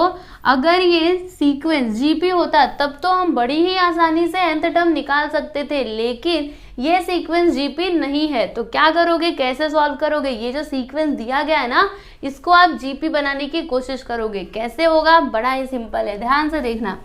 यहाँ पे देखो ये आपका फर्स्ट टर्म है यानी t1 क्या है 0.6। ठीक है, अब t2 यानी ये जो सेकेंड टर्म है ये आपको कैसे मिलेगा, जब आप 0.6 में क्या प्लस करोगे, 0.06 को प्लस करोगे तब आपको ये सेकेंड टर्म मिल जाएगा। सही है कि नहीं, तभी तो मिलेगा ना। 0.6 प्लस 0.6 तो क्या आएगा यहाँ पे 0.66। अब अगर आपको t3 निकालना है तो ये कैसे आएगा, 0.6 प्लस 0.06, इसमें हम प्लस करेंगे किसको, 0.006 को, तब जाके हमको क्या मिलेगा, थर्ड टर्म मिलेगा। अगर आपको फोर्थ टर्म निकालना है तो क्या करना पड़ेगा आपको, 0.6 प्लस 0.06 प्लस 0.006 प्लस इसमें क्या प्लस करोगे 0.0006। जब आप ये चारों को प्लस करोगे तब आपको क्या मिलेगा, 0.666 मिलेगा, यानी फोर्थ टर्म मिलेगा। ठीक है, इसी तरीके से अब समझिए अगर आपको tn चाहिए तो क्या करोगे, आप ये सबको सभी को प्लस करोगे, 0.6 प्लस 0. ऐसे आगे कर देना। ठीक है, 0.6 प्लस 0.006 प्लस 0.0006। इसी तरीके से हम लोग प्लस करते जाएंगे कहाँ तक, अप टू n टर्म्स। ठीक है, तो यहाँ पर लिख देते dot dot dot dot up to n terms. ठीक है, इतना आपको क्लियर है। अब सुनना ध्यान से, ये जो यहाँ पे सीक्वेंस हमको मिला है ना ये क्या है, जीपी में है। चाहो तो आप यहाँ पे कॉमन रेशियो निकाल करके देख सकते हो। यहाँ पर कॉमन रेशियो क्या आएगा, 0.1 आएगा, हर बार वही आएगा। आप यहाँ पे फाइंड आउट करके देख सकते हो, एक बार कैलकुलेशन करो, अभी आपको समझ में आ जाएगा। चलो मैं आपको करके बता देती हूँ। देखो अगर मैं 0.06 को डिवाइड करूंगी 0.6 से तो यहाँ पे क्या आएगा, 100 से मल्टीप्लाई करेंगे 6/60, मतलब यहाँ पे देखो इधर 1/10 आ जाएगा यानी 0.1। अगर आप इसको डिवाइड करोगे इससे, मतलब इससे, देखो यहीं पे करके मैं आपको बता देती हूँ 0.006 और यहाँ पे क्या आएगा 0.06। ठीक है, अब यहाँ पे आपको 1000 से मल्टीप्लाई करना पड़ेगा। तो जब आप 1000 से इधर मल्टीप्लाई करोगे तो पॉइंट तो हट जाएगा ना, मतलब यहाँ पे क्या आ जाएगा 6 और यहाँ पे क्या आएगा, देखो 1000 से मल्टीप्लाई करेंगे अगेन 60 आएगा यानी 0.1। तो यहाँ पे आप देख सकते हो कॉमन रेशियो क्या आ रहा है, कांस्टेंट आ रहा है, सेम आ रहा है ना हर बार, यानी ये सीक्वेंस किस में है, जीपी में है। अब देखो ये जो जीपी में सीक्वेंस दिया गया इन सभी को हम लोग क्या करते जा रहे हैं, प्लस प्लस करते जा रहे हैं। तो जब हम क्या करते हैं जीपी के जो मतलब टर्म्स होते हैं जब उनको प्लस करते हैं अप टू एन टर्म्स, तो हम क्या लिखते हैं एस एन लिखते हैं, है ना, सम ऑफ एन टर्म्स। इस तरीके से देखना ध्यान से, t n is equal to s n, ऐसा लिख सकते हैं ना, क्योंकि हम क्या कर रहे हैं ये सभी जो मतलब यहाँ पे टर्म्स है ये क्या है, ये एक जीपी है, तो यहाँ पे हम सम ऑफ एन टर्म्स लिख सकते हैं क्योंकि हम क्या कर रहे हैं जीपी के टर्म्स को प्लस करते जा रहे हैं। तो यहाँ पे हम लोग एस एन का फॉर्मूला यूज कर सकते हैं। समझ में आया कि नहीं? ठीक है, तो यहाँ पे सबसे पहले आप ये लिखो कि here 0.6, 0.06, 0.006 dot dot dot dot are in GP, ये किस में है, ये सीक्वेंस किस में है, जीपी में है। ठीक है, with a is equal to क्या आएगा 0.6 आएगा, और आर इज इक्वल टू यहाँ पे अभी अभी मैंने बताया था 0. क्या आ रहा था 1/10 यानी 0.1। ठीक है, तो यहाँ पे क्या आ रहा था 0.1 लिख देते हैं यहाँ पे 0.1। ठीक है, इतना समझ में आया। अब हम यहाँ पर एस एन का फॉर्मूला यूज कर सकते हैं क्योंकि जीपी के टर्म से ये सभी प्लस हो रहे हैं, तो कौन सा फॉर्मूला आप यूज करोगे? यहाँ पे देखो आर क्या है 0.1 विच इज लेस देन 1। जब 1 से छोटा रहता है आर का वैल्यू तो हम कौन सा फॉर्मूला यूज करते हैं, ये वाला 1 minus r raise to n upon 1 minus r. अभी यहाँ पे एक काम करो, आप वैल्यूज पुट करो, तो यहाँ पे लिखेंगे ए का वैल्यू इज 0.6, एकदम ध्यान से देखते जाइएगा, फिर यहाँ पे 1 माइनस आर, आर का वैल्यू इज 0.1, ठीक है, रेज टू एन, फिर नीचे क्या आएगा 1 माइनस 0.1, ब्रैकेट को क्लोज कर दीजिए। अब आगे देखिएगा 0.6, 1 माइनस 0.1 करेंगे तो 0.9 आएगा, यहाँ पे लिख दीजिए 0.9 को, फिर ब्रैकेट के अंदर क्या लिखोगे 1 माइनस 0.1 रेज टू एन। अब यहाँ पर क्या होगा, पॉइंट से पॉइंट कैंसिल, और 3 2 ज़ा 6, 3 3 ज़ा 9, मतलब 2/3 आ जाएगा। तो यहाँ पे हम लिख देते हैं therefore t n is equal to 2/3, bracket के अंदर आएगा 1 माइनस 0.1 रेज टू एन। समझ में आया? तो ये लीजिए, ये हो गया आपका nth टर्म। हमें यही बताना था, टी एन ही बताना था, तो देखिए हमने यहाँ पे टी एन निकाल लिया। ठीक है, ये देखो nth टर्म हमें निकालना था, यानी टी एन निकालना था, जो हमने यहाँ पे फाइंड आउट कर लिया है। इस तरीके से आपका क्वेश्चन नंबर 9 भी कंप्लीट हो चुका है। आप लोग देख सकते हो, ये है इसका सॉल्यूशन। यहाँ पर देखिएगा, ये है आपका 10th क्वेश्चन। तो ऐसे टाइप के क्वेश्चन हमने कौन से एक्सरसाइज में सॉल्व किए थे, एक्सरसाइज 4.5 में। तो अगर आपने एक्सरसाइज 4.5 को किया है तो ये क्वेश्चन तो आपके लिए कुछ भी नहीं है, आप फटाक से सॉल्व कर सकते हो। चलिए करते हैं। यहाँ पे क्या है, समेशन ऑफ, ब्रैकेट में है 5r² प्लस 4r माइनस 3, और r का वैल्यू 1 से स्टार्ट हो रहा है, कहाँ तक जाएगा, n तक जाएगा। ठीक है, तो क्या करेंगे अभी बताइए, हम क्या करेंगे? तो ये जो समेशन है इसको हर एक टर्म के पास लेकर के जाएंगे। तो इसके पास लेकर के जाएंगे तो क्या होगा, ध्यान से देखना, ये जो 5 है ये कांस्टेंट है तो ये बाहर आ जाएगा। फिर यहाँ पे लिखेंगे समेशन ऑफ r², r का value going from 1 to n। ठीक है, फिर इधर प्लस का साइन है तो प्लस, 4 क्या है, 4 is a constant, so therefore ये बाहर आ जाएगा। फिर यहाँ पे समेशन ऑफ क्या लिखेंगे हम, r का value going from 1 to n, फिर -3, ये भी एक कांस्टेंट है तो ये बाहर आ जाएगा। फिर यहाँ पे क्या लिखेंगे, समेशन ऑफ कुछ नहीं मतलब 1। ठीक है, यहाँ पे 1 आता है, r का वैल्यू 1 से लेकर के n तक। समझ में आया क्या, कैसे किया हमने? अच्छा, ये थोड़ा अच्छे से नहीं लिखा है, सही से लिखती हूँ। 3, फिर यहाँ पे समेशन r का वैल्यू 1 से लेकर के n तक, और यहाँ पे 1। ठीक है, अब देखो समेशन ऑफ r², इसके लिए मैंने आपको फॉर्मूला क्या बताया था, अगर आपको इसका समेशन निकालना होता है तो क्या लिखते हो, याद है कि भूल गए? n आता है, उसके बाद n+1 आता है, फिर दूसरे ब्रैकेट में क्या आता है 2n+1, और फिर अपॉन में क्या आता है 6 आता है, यही आता है ना। उसके बाद यहाँ पे +4 है तो 4 लिखना। समेशन ऑफ r, इसके लिए क्या फॉर्मूला बताया था, ये वाला बताया था n+1 अपॉन 2, फिर माइनस, और समेशन ऑफ 1 क्या होता है, इसका वैल्यू तो n होता है, यहाँ पे लिख दीजिए n।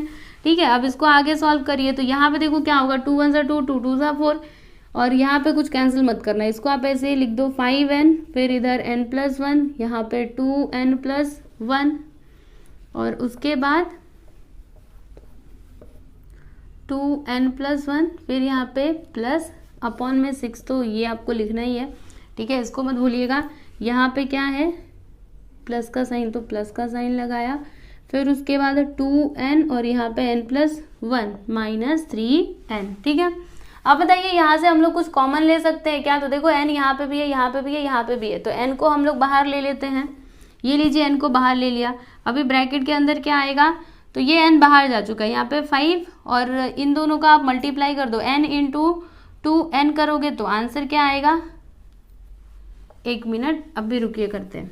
इधर 5 है तो 5 को लिख दो और n का मल्टीप्लाई n में करोगे तो 2n में करोगे तो 2n² आ जाएगा। फिर n का मल्टीप्लाई 1 में करोगे तो n आएगा।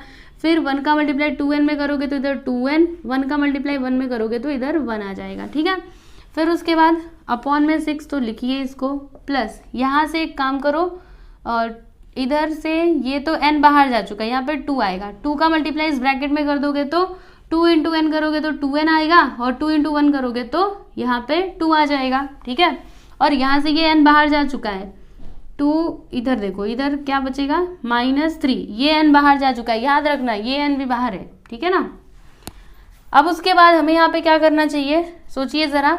तो एक काम करते हैं, सुनो, इधर 6 है, इधर भी 6 लाने की कोशिश करते हैं। तो यहाँ पे 6 आएगा कैसे? क्या करेंगे हम? ऊपर नीचे 6 से मल्टीप्लाई कर देंगे, मतलब 6 से मल्टीप्लाई ऊपर करेंगे और इसको हम पूरा डिवाइड कर देंगे 6 से।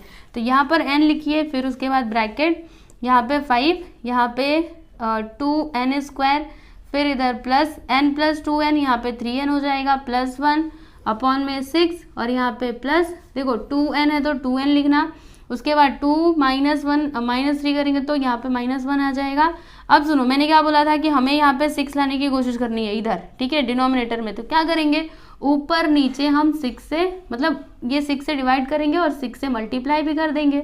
ठीक है, ब्रैकेट को क्लोज कर दीजिए। अब आगे क्या करना है? आगे का तो और भी सिंपल है। देखो, सबसे पहली बात इधर देखो, ये n लिखा, उसके बाद यहाँ पे 5 का मल्टीप्लाई इस ब्रैकेट के अंदर कर देते हैं और ये जो 6 है ना, 6 दोनों जगह पे है तो 6 को ले लो कॉमन, या फिर बाद में लेना, अभी रहने दो। ठीक है, पहले इधर मल्टीप्लाई करते, 5 2 सा 10n² हो जाएगा, 5 3 सा 15n हो जाएगा, फिर 5 1 सा 5। ठीक है, इतना समझ में आया। फिर उसके बाद प्लस, देखो दोनों के डिनोमिनेटर सेम है ना, तो जब डिनोमिनेटर सेम होते हैं तो एक ही बार लिखने का। ठीक है, समझ में आया इतना। अभी देखो 6 का मल्टीप्लाई इस ब्रैकेट में करेंगे तो 6 2 सा 12n हो जाएगा और 6 1 सा 6, यहाँ पे आ गया -6, ब्रैकेट को क्लोज कर दीजिए। ठीक है, अब एक काम करो, 6 को आप बाहर ले सकते हो, तो क्या हो जाएगा यहाँ पे? देखो n/6 हो जाएगा। 6 को हमने बाहर ले लिया। अभी ब्रैकेट के अंदर ये जो है इसको सॉल्व करो, क्या क्या है देखो, 10n² है तो इसको ऐसे ही रहने देना। यहाँ पे देखो क्या होगा, पहले हम पूरा लिखते हैं, फिर मैं आपको बताती हूँ कैसे सॉल्व करना है। ठीक है, पहले जैसा है वैसा हम लोग लिख लेते हैं। 15n, फिर +5 और यहाँ पे +12n - 6। ठीक है, अब आगे बस आप लोग देखते जाओ। n/6 लिखा, इधर 10n² लिखेंगे, 15n + 12n दोनों को मिला करके क्या हो जाएगा? 5 और 2 7, यहाँ पे 2, 27n हो गया। 5 - 6 करेंगे तो -1 आएगा। राइट, ये लीजिए आपको आंसर मिल चुका है। ठीक है, इसका आंसर मतलब इसका वैल्यू। तो क्या लिखोगे यहाँ पे? n, अच्छा n को ऐसे लिखो, ये जो 6 है ना, इसको आप ये पूरे के अपॉन में लिख दो इस तरीके से n, फिर इधर 10n² + 27n - 1 और अपॉन में लिखना 6। ठीक है, इस तरीके से। तो यहाँ पर आपका क्वेश्चन नंबर 10 कंप्लीट हो चुका है। आई होप कि आप लोगों को समझ में आया होगा, है ना। अगर ये फॉर्मूले अगर आपको याद है तो फिर आगे का तो आप सॉल्व कर ही सकते हो, है ना। ये तो प्लस माइनस है, आपको आता ही होगा। तो चलिए इसको लिखिए, फिर हम देखते हैं इसी तरीके का एक और क्वेश्चन। क्वेश्चन नंबर 11 को सॉल्व करेंगे हम। तो यहाँ पे क्या दिया गया है देखो, समेशन r का वैल्यू 1 से लेकर के n तक है, फिर यहाँ पे क्या है r, फिर ब्रैकेट में r-3 और दूसरे वाले ब्रैकेट में है r-2। ठीक है, तो चलिए इसको हम लोग सॉल्व कर लेते हैं। तो कैसे करेंगे, यहाँ पर लिखते हैं हम समेशन r का value is going from 1 to n। अभी देखो r को ऐसे ही रहने दो और इन दोनों को मल्टीप्लाई करो। तो जब हम मल्टीप्लाई करेंगे तो हमको आंसर क्या मिलेगा, r का मल्टीप्लाई r में करोगे तो r² हो जाएगा, सही है ना। और r का मल्टीप्लाई -2 में करोगे तो क्या आएगा, -2r आएगा। -3 का मल्टीप्लाई इस r में कर दीजिए तो -3r आएगा। -3 का मल्टीप्लाई -2 में कर दीजिए तो +6 आ जाएगा। इतना क्लियर है। अब उसके बाद देखो यहाँ पे लिखेंगे समेशन r का value is going from 1 to n, फिर इधर r। अब देखो यहाँ पे r² -2 -3 -2r -3r दोनों मिला करके -5r हो जाएंगे +6। अब उसके बाद हम एक काम करेंगे, इस r का मल्टीप्लाई इस ब्रैकेट में कर दीजिए, तो फिर आपको आंसर क्या मिलेगा यहाँ पर लिखो। r का मल्टीप्लाई इसमें करोगे तो r³ हो जाएगा, फिर r का मल्टीप्लाई -5r में करोगे तो -5r² हो जाएगा, और r का मल्टीप्लाई यहाँ पे करोगे तो +6r हो जाएगा। ठीक है, इतना समझ में आया। अब हम क्या करेंगे, ये जो हमारा समेशन है इसको हम हर एक टर्म के पास लेकर के जाएंगे, तो चलिए लेकर के जाते हैं। तो यहाँ पे हो जाएगा समेशन ऑफ r³, r का वैल्यू 1 से लेकर के n तक, फिर इधर माइनस का साइन है तो -5 is a constant, so therefore ये बाहर आ जाएगा। फिर समेशन ऑफ, यहाँ पे हम क्या लिखेंगे, r का वैल्यू 1 से लेकर के n तक, यहाँ पे लिख देंगे r², फिर उसके बाद 6 क्या है, कांस्टेंट, तो ये बाहर आ जाएगा। देन समेशन ऑफ r का value is going from 1 to n, तो यहाँ पे हम क्या लिखेंगे, r is equal to 1 to n। ठीक है, इतना समझ में आया कि नहीं। अब आपको क्या करना है, फॉर्मूले का यूज करना है। तो r³ के लिए मैंने फॉर्मूला आपको बताया ही है, r² के लिए बताया और r के लिए बताया, तो चलिए फॉर्मूले का यूज कर लेते हैं।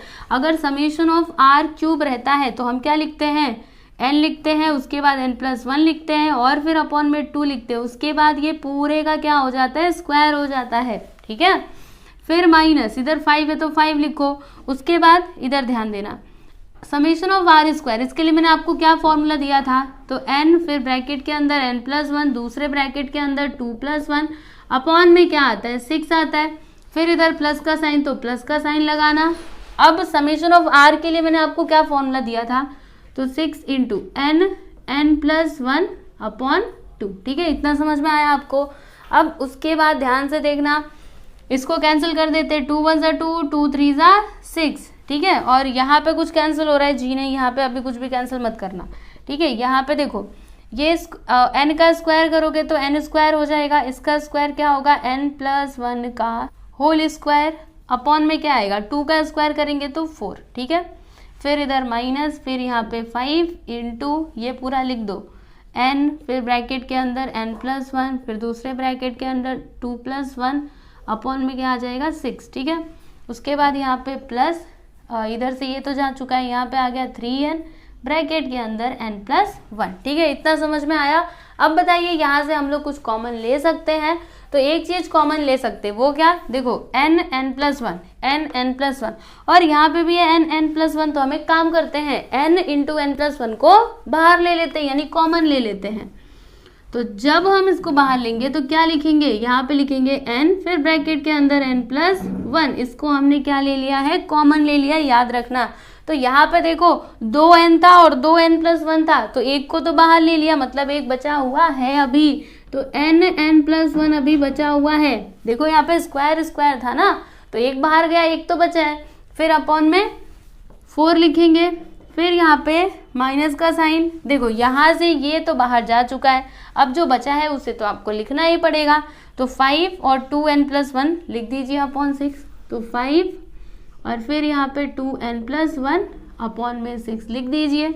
उसके बाद यहाँ पे देखो ये सब तो बाहर जा चुके हैं, n और n+1 बाहर जा चुका है, यहाँ बचा क्या है, ओनली 3, तो यहाँ पे लिखिए ओनली 3। ठीक है, अब उसके बाद हम लोग क्या करेंगे, तो देखिए यहाँ पे लिखते हैं n, फिर ब्रैकेट के अंदर n+1, और यहाँ पर हम क्या करेंगे, ध्यान से देखना, n का मल्टीप्लाई इस ब्रैकेट में कर दीजिए, तो n × n करेंगे तो n², n × 1 करेंगे तो n आ जाएगा, अपॉन में आ गया 4, फिर माइनस, इसका मल्टीप्लाई इधर करो, मतलब ये ब्रैकेट में, तो 5 2 10n, -5 आ जाएगा अपॉन 6, फिर इधर +3, ब्रैकेट क्लोज। ठीक है, अब ध्यान से देखना, इधर क्या है, डिनोमिनेटर में 4 है, यहाँ पे 6 है, यहाँ पे कुछ भी नहीं है, तो हम एक काम करते हैं, डिनोमिनेटर्स को सेम करते हैं। तो डिनोमिनेटर सेम कैसे होंगे, है ना, सबसे बड़ा सवाल तो यही है।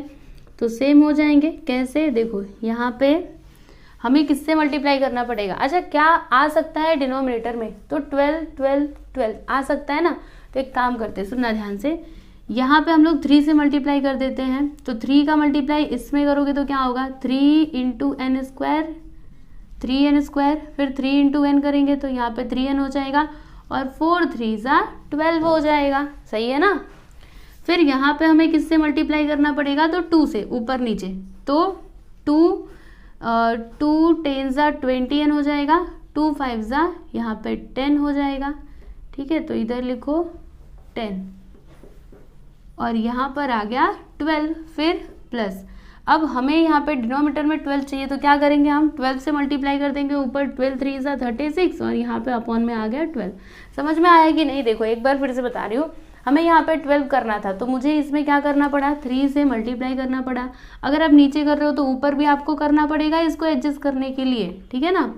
फिर आपको यहाँ पे अगर 12 चाहिए तो क्या करना पड़ेगा, किससे मल्टीप्लाई करना पड़ेगा, 2 से, ऊपर और नीचे, ऊपर मल्टीप्लाई करेंगे और नीचे भी ये 6 के साथ मल्टीप्लाई कर देंगे, ठीक है।